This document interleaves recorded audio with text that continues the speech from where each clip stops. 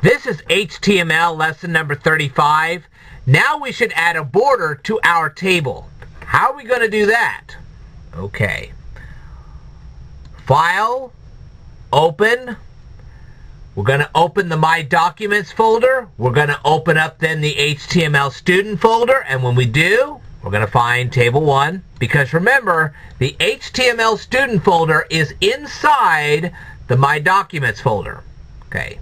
Now we're going to double click, or click table 1, and there is all of our instructions here. Okay. Now then, what we're going to do, all of these tags here, okay, they're all called tags, but as you move from HTML to XML, all of these things are going to be called elements.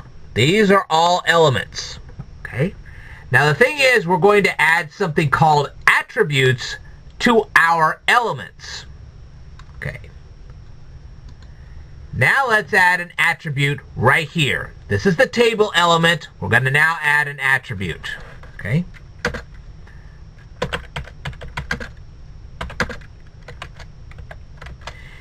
Now do you see why we have to use those funky little numbers to represent quotation marks in web pages?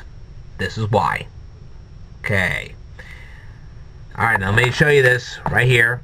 It says border equals 1. And that's all we're going to add this time. Alright, now let's save it. And then we're going to open up HTML student, table 1, and look what comes up. What do you think of that? Now here's the problem. These aren't really centered at all. We need to fix that. How are we going to do that? We'll tell you in the next video.